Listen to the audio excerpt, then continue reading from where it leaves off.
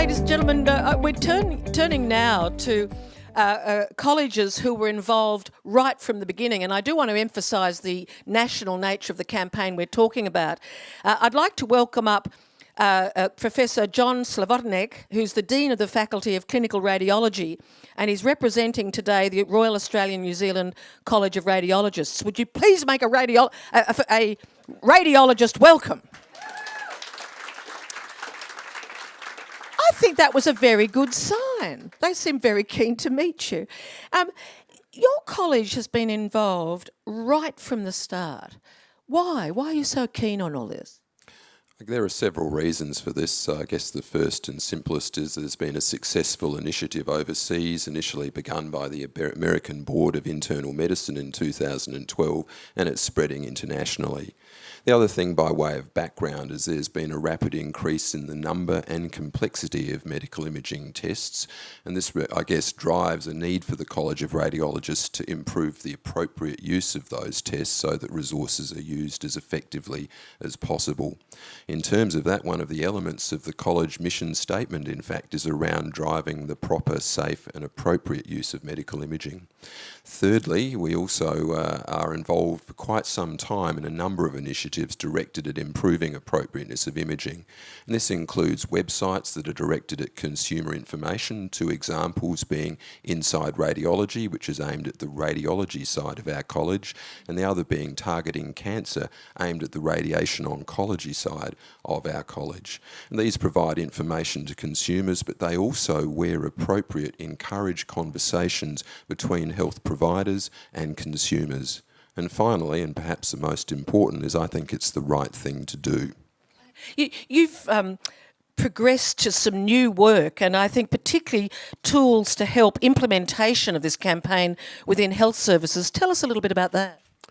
So the initial 6 recommendations that the college put forward at the initial launch in April of 2015 are now supported through 2 broad processes. The first is development of educational modules directed at junior doctors and medical students to help them understand what is a clinical decision rule and how is it applied in certain circumstances where a decision is needed about whether imaging, in this case, is necessary. So those rules provide a simple, straightforward and evidence-based means of making that decision, and each of these modules is linked to the 6 Choosing Wisely recommendations we put forward. More recently, at the end of last year, we launched an app which is available on smart or mobile phones for both Apple and non-Apple devices. This provides a simple and transparent means of delivery at the point of care to follow a clinical decision rule, so a doctor in practice can follow this and I guess essentially come up with the correct decision about the appropriateness for imaging. Importantly, because it's simple and transparent, it also facilitates a conversation with patients or consumers about why we might do this or perhaps why an imaging test is not appropriate. And what's the College of Radiologists planning to do in the future? What are your next priorities with this campaign?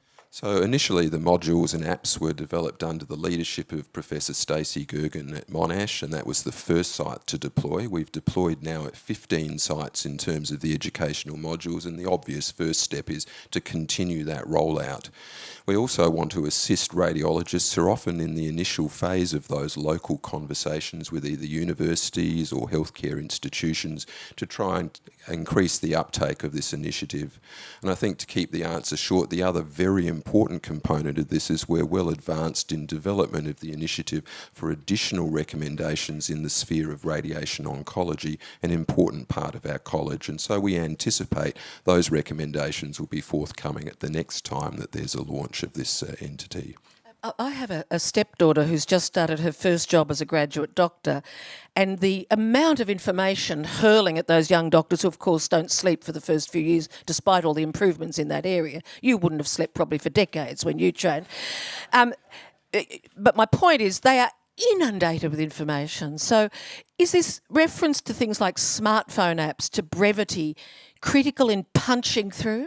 Absolutely. So if you can have the app, which is easy to download either from the iTunes Store or from Google Play or from the RANZCR website, it follows a simple series of yes, no questions and answers that allows the correct decision to follow from that. So it doesn't require individuals to remember, to retain knowledge. It makes the process easier, as you're suggesting.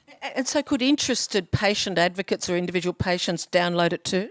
They certainly could, and again, that would perhaps prepare them for the conversations and understanding that there's a clear basis behind the process for decision making. Thank you so much, sir. That was fascinating. Thank you. Would you give him a round of applause?